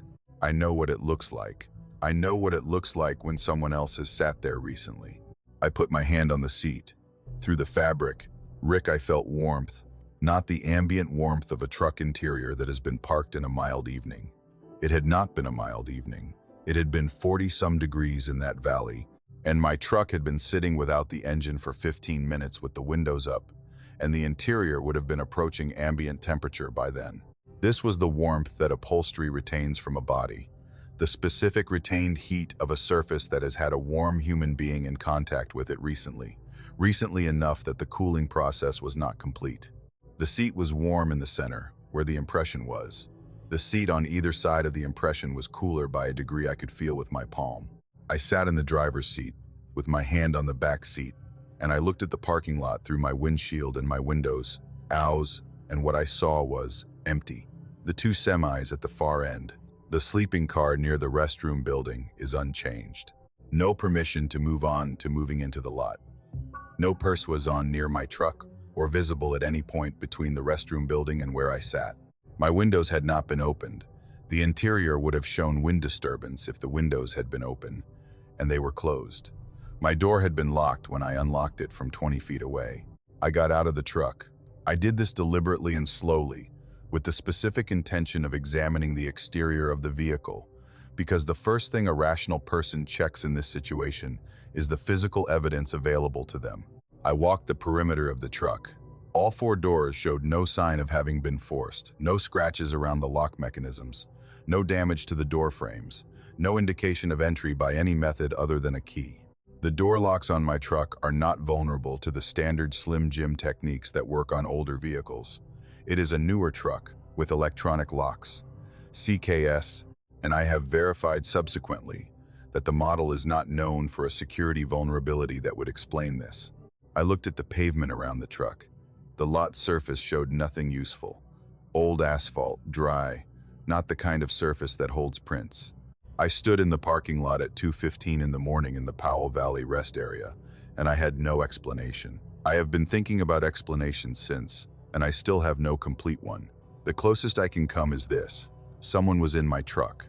Someone sat in the center of my back seat during the 15 minutes I was in the facility, and the warmth of their sitting had not fully dissipated by the time I checked the mirror. How they entered a locked truck, I cannot explain. Where they went in a nearly empty, lit parking lot in the time between my leaving the restroom building and reaching my vehicle, I cannot explain. Why the center of the seat and not a position nearer to a door, which would be more logical if you were sitting in a vehicle you intended to exit quickly, I cannot explain. I drove the rest of the way home that night without stopping.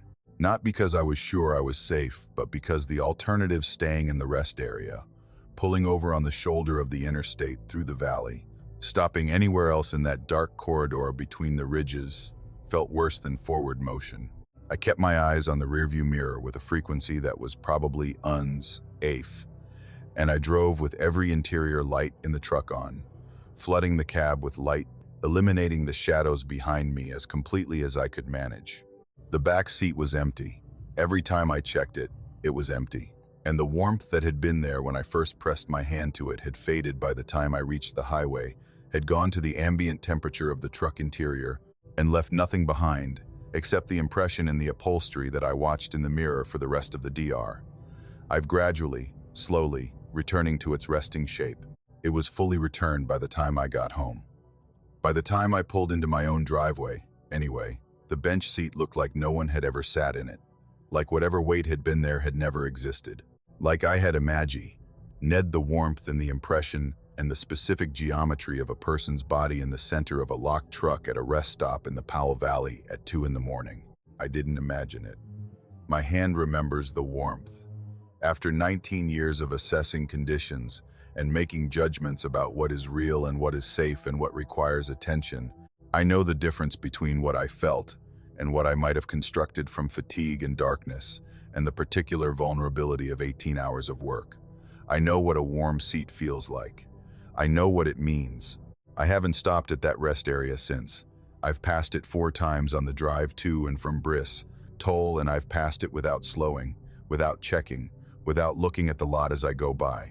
Whatever used my truck that night, for the 15 minutes, I was inside whatever needed a place to sit in the Powell Valley corridor at 2 in the morning, and found the unlocked dark of my back seat, and sat there for long enough to leave warmth in the fabric I have decided that I don't need. To understand it, I need to offer it the opportunity again. I drive the Powell Valley corridor without stopping now. However tired I am, whatever the truck needs, I don't stop between the mountains. I've told myself this is just efficiency, just a preference for making good time. On the nights when I'm honest with myself, I know it's something else. It's the memory of my hand on warm upholstery in a truck that had been locked and empty, PTY, and that was By every evidence available, still empty. The warmth that had no source. The shape in the sheet had no maker. The valley between the mountains has its own darkness. I pass through it without stopping now, and I keep my eyes on the road ahead, and I do not check the rearview mirror more than is necessary, because some things you are better off not confirming. The back roads of Ashe County are not roads you understand from a map.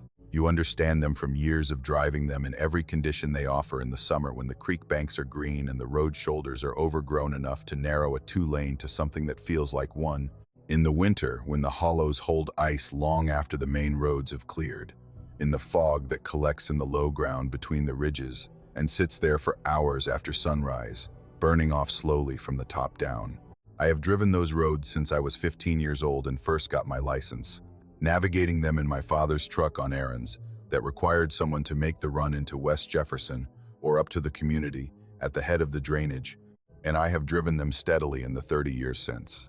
They are in my body, the way the roads are in the body of anyone who has driven the same ground long enough, not consciously known but physically known, the hands anticipating the curves, the foot finding the brake at the right moment before the advisory signs appear.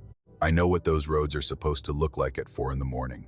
I have driven them at 4 in the morning more times than I can count, coming home from late shifts, coming back from trips that ran longer than planned, driving the insomnia miles that happen sometimes when the mind won't settle, and the only thing that helps is the motion of the car and the familiar dark outside the windows.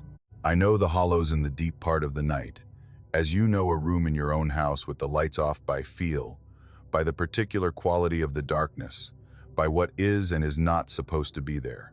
What is not supposed to be there, at 4 in the morning, in Ashe County, is light in a farmhouse window. I want to be plain about this because it is the central fact.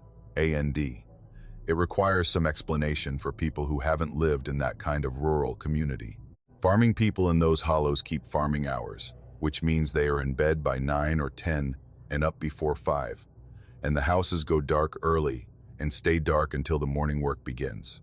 This is not a generalization, this is a specific observation about a specific community of families I have known my entire life. Families whose rhythms I understand because my own family's rhythms were the same. After all, use the community up that drainage operated on a schedule set by the land, the animals, and the seasons, rather than by individual preference. When I drive those roads at night, I know which houses will be dark and roughly when. A lit window at 2 in the morning is unusual. A lit window at 4 in the morning means something has happened. I had been at my sister's place on the far side of the county, a dinner that had run late, then conversation that had run later. The particular problem of seeing family when you don't see them enough. And everything needs to be covered in one evening. I had left her place a little after 3:30, which meant I was on the back roads heading up the creek drainage toward my parents' property at somewhere close to 4 in the morning. Cold night in late March. The cold that comes after a mild day when the temperatures drop fast once the sun goes down. The roads are dry, but the ditch banks are showing frost in my headlights on the shadowed sections. The drainage road follows the creek for about 4 miles between where it leaves the county road and where it reaches my family's property at the head of the hollow. And along those 4 miles, there are 6 or 7 farmsteads, places I have known my whole life. Farms that have been in the same families for generations. Properties whose houses and barns and outbuildings I could draw from memory. I know which fields each family runs their cattle in. I know which barns have been repaired and which ones have the roof lines that need attention. I know these farms the way you know the properties of your neighborhood, which is what they are, my neighborhood, the neighborhood I grew up in, the community of people and land that formed the background of my entire childhood. The Dalton farm is about 1.5 miles up the drainage from the county road. The house sits back from the road, owed maybe 100 feet, across a plank bridge over the creek, up a gravel drive that runs between an old orchard on the left and the kitchen garden on the right. It is a farmhouse of the kind common in that county. 2 stories, white clapboard, a front porch that runs the full width, windows that are tall and narrow in the Victorian style that was common when the house was built, which would have been sometime in the early decades of the 20th century. I know this house the way I know all the houses on that road. I have been inside it. I knew the family that lived in it from the time I was old enough to accompany my parents on the neighborly visits that were part of the social fabric of that community. The house was lit from every window when my headlights found it. I slowed without deciding to. The first thing that happened was my foot coming off the gas, which is the body's response to something the mind hasn't processed yet. The instinctive reduction of speed when the information coming in requires more time to evaluate than forward motion allows. I registered the light in the way you register the unexpected, with a spike of something before you've identified what you're looking at. And then I identified what I was looking at, and the spike sharpened into something more specific. Every window, both floors, the T, all narrow windows of the ground floor and the smaller windows of the upper floor, all of them showing light. The light, not the pale ambient glow of a single lamp left on, but the full, room-filling brightness of lights that are actually on, rooms that are actually lit. The light poured out across the yard the way light does when every fixture in a space is operating across the garden bed, on the right side of the house where the early spring plantings were just beginning, across the gravel drive, across the plank bridge over the creek, and down the creek bank to the water itself, which showed a pale reflection of the house light from upstream. The house blazed in that hollow the way no house in that hollow blazes at 4 in the morning. I pulled onto the narrow gravel shoulder and stopped, left my engine running, sat and looked at the house from across the creek, from the road, and tried to understand what I was seeing. No vehicles in the drive that I didn't recognize. The Dalton family's truck was there, the familiar dark pickup I'd seen in that drive for years, but no additional vehicles. No cars that would suggest visitors or emergency services. No movement visible through the windows. The light was even and steady, no shadows crossing it, no silhouettes, no sign of any person moving through the lit rooms.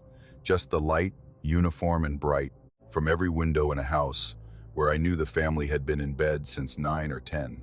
There is a protocol in communities like that one for what you do when something is wrong at a neighbor's farm at 4 in the morning. You stop, you check, you knock if necessary, you call if you have the number, you stay until you understand whether intervention is needed. I have lived in that community long enough to know this is the expectation and to believe in it. I sat on the road and looked at the lit house, and I thought about stopping, about crossing the bridge and going up the drive and knocking on that front door. I did not do it. I want to be honest about this and about why. There was something about the quality of the light, the evenness of it, the completeness of it, every room simultaneously, rather than lights coming on in sequence, the way they do when someone is moving through a house, turning them on. That did not suggest emergency. Emergency has a rhythm, a sick person in the night, a medical event. People waking and responding. These things produce a sequence, a visible activity in the lit rooms, the movement of people doing things. What I saw was a house uniformly and completely lit and completely still. No activity, no movement, as if someone had turned on every light in the building and then removed themselves from it, or as if the light had simply arrived, fully, all at once. I drove on. I drove the rest of the 1.5 miles to my parents' property. Erdy and I let myself in and sat at the kitchen table for a while before I went to bed, and I did not sleep as well as I might have. In the morning, I called Ruth Dalton. She is the daughter-in-law, the one who manages the farm with her husband since the elder Daltons passed, the one I have known since she married into the family 20-some years ago. I told her I'd driven past the night before and had seen lights in the house and wanted to make sure everyone was all right. She said everyone was fine. She said they'd all been asleep by 9. She said as far as she knew, every light in the house had been off since 9:30, when she'd gone around and done the last check before bed, the way she does every night, turning off lights and locking doors in a sequence. She described the way you describe a habit, so ingrained it requires no thought. Then she asked me which house. I told her. I described the position the house set back from the road, the plank bridge, the orchard on the left of the drive. I said the Dalton farm, the one that's been in your family, the white clapboard house. She was quiet for a mom, and then she asked me to describe the lights again, which windows I'd seen them in. I described what I'd seen every window, both floors, steady and bright. She was quiet for a long time after that. long enough that I asked if she was still there. She said she was. Then she said that the house I was describing, the original white clapboard house with the tall windows and the full porch, had burned in 1987. She said it had burned in March of 1987, a night fire, and that the family had rebuilt on the same foundation. And the new house was different, a different layout, different windows, a different shape that I would recognize as newer if I looked at it in daylight. She said the house I was describing, window for window, porch and orchard, ard and plank bridge, was the house that had stood before the fire. I have driven that road in daylight since E and I have looked at the Dalton Inn, FA, RM, and she is right. The house there now is different, newer, the windows wider and lower, no full porch, a different orientation on the foundation. The plank bridge has been replaced with a concrete culvert. The orchard on the left of the drive has been cleared to a few remaining trees. The house I drove past at 4 in the morning in March, the house I saw lit from every window, was not the house that is there now. She asked me again, very carefully, what I had seen. I told her again. She didn't say anything for a while, and then she said that her husband's grandmother had died in the fire in 1987. She said that sometimes, in March, people who drove that road at night said things about the farm that she didn't know how to respond to. She said she had stopped trying to respond to them. I have driven the drainage road at night since then, because it is the road to my family's property and I have no other option.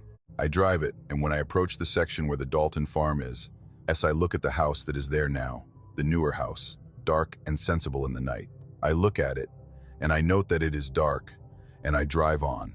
But I have not driven since late March again. That, I have found, I can choose, and I have chosen. My father died 11 years ago of February, on a Tuesday, in a hospital in Hazard, Kentucky, with my mother and my sister and me in the room, and the mountains outside the window, doing what the mountains do in February, holding the cold, holding the gray, holding the particular indifference to human events that makes the Appalachian terrain feel ancient in a way that is sometimes comforting and sometimes the opposite. He was 63 years old. He had worked the mines for 20 years and then a series of other jobs after the mines changed. And the work had done what that kind of work does over time, and the last few years had been a diminishment that I will not describe in detail because some things deserve to stay private, even in a story that requires honesty. He was 63, and he was G, on, E, and I have spent 11 years learning to carry that the way you learn to carry any permanent weight, not by making it lighter but by strengthening around it, by adjusting your posture to account for it, by understanding that it is part of you now and will be until you aren't. I know his voice. This is the thing I need you to understand before anything else. I know it, the way you know a voice. You've heard your entire life, from infancy to adulthood, across every register that a voice moves through: the working voice, the tired voice, the rare occasion of laughter, the voice in the car on long drives through these same mountains when I was a child, and he was driving and the radio was on, and he would sometimes talk about what we were passing through, about the land and the history of it, about the families that had lived in certain hollows and what had become of them. I have voicemail saved on an old phone that I have not been able to bring myself to upgrade because the voicemails are on it, 3 of them. Short, practical, his voice saying the kinds of things fathers say to sons about logistics and timing and safe driving. I have a video from Christmas, 4 years before he died, where he talks for several minutes about something I no longer remember the content of, because now, when I watch it, I am only listening to the voice. I know his voice. That is not a claim I make carelessly. I was on US 23 southbound through the mountains of eastern Kentucky at 2:30 in the morning, 11 days after my aunt's funeral, coming back from a second trip to her house to finish the process of settling her affairs. My aunt was my father's sister, the last of his immediate family, and her passing had closed something in a way I was still working through, not just her loss, which was its own grief, but the particular finality of the last person who had shared a specific version of my father with the world, who had known him as a brother, and who carried memories of him that I had access to through her, and that now had nowhere left to live. The drive home from her house in Letcher County always took me through the mountains on US 23, through the terrain that my father had known, and that I associate with him in a way I associate few landscapes with anyone. The ridges and hollows of eastern Kentucky that shaped him, and that he spent his working life inside of. The radio had been on a station out of Pikeville for the past hour. Old country, the kind that was on the radio when I was growing up, Haggard and Jones and the women of that era, the music that soundtracked my father's kitchen on Saturday mornings, and his truck on long drives, and the particular atmosphere of my childhood that I can access more reliably through music than through any other sense. I had left it on because it was company of the right kind, present without being demanding, filling the silence of the car without requiring me to engage with it, providing a thin barrier between me and the emotional weight of the drive and the dark and the mountains and the accumulated grief of the past 2 weeks. US 23 through that section of eastern Kentucky at 2:30 in the morning is not a road that offers distraction. It runs through the mountains in the way of a road that has no choice, following the valleys where valleys exist and climbing the ridges where they don't. And at that hour, the traffic is thin enough that you can drive for long stretches without seeing another vehicle, just the road in your headlights and the ridge lines against the sky, and the occasional house light, far back in a hollow, too distant to identify. I have driven this road in grief before. It is a road that does not soften grief, exactly, but it is a road that contains it. The landscape is large enough and old enough and indifferent enough to make whatever you're carrying feel proportional to something, to remind you that the mountains have held heavier things than any one person's sorrow. The station changed at 23 minutes past 2. I know the time because I had looked at the clock a moment before, doing the calculation of how much drive remained. It didn't change to static and then to something else. It shifted, cleanly and without interruption, the way a station shifts when a transmitter changes programming, one thing ending and another beginning in the same signal. The old country song that had been playing ended mid-note, OT, and what followed was different in texture and tone, a talk program, a man's voice, the quality of audio that call-in radio has, slightly compressed, slightly thin, the way voices sound through a medium-quality telephone connection broadcast over FM. I registered the change and let it be. Radio stations in the mountains behave strangely at night. When the atmospherics do things with signals that don't happen in daylight, when you pick up stations from distances that the daytime signal shouldn't reach, when programs bleed through from frequencies that aren't yours. I have driven these mountains at night for 30 years, and I know that the radio is not reliable after midnight, that what you hear may not be what the station is broadcasting, that the mountains do something to signals that the engineers who designed the system did not fully account for. So I let it be. And I listened to the voice. He was talking about a road. Specifically about US 23, he said the number, US 23, and then described a stretch of it that I could place, a section through a particular county that I had driven perhaps 40 minutes earlier that night. He described the way the road runs through the valley there, the specific curve where the ridge comes close to the road on the right side, and the place where the creek runs under the road in a culvert that you can hear when the windows are down. He described these things with the specificity of someone who had driven that road many times, who knew it the way you know a road you've returned to repeatedly over the course of your life. And his voice was my father's voice. I want to be careful here, because I have been careful with this for 2 years, and I don't want to overstate it. I cannot tell you with certainty that the voice on that radio was my father's voice. I can tell you that it was close enough, the pitch of it, the particular quality of the Eastern Kentucky accent that my father had, the way certain words were shaped, the cadence of it, the rhythm of how he built a sentence that my body responded before my mind had time to apply skepticism. My hands went tight on the wheel and then began to shake. Not violently, but with the fine tremor that the body produces when the nervous system receives something it cannot categorize, when the emotional response fires before the rational assessment can intervene. I pulled over on the shoulder. Not a planned stop, the shoulder appeared on the right. And I took it, the tires crunching on the gravel, and I put the car in park and sat with the engine running and the radio on and listened.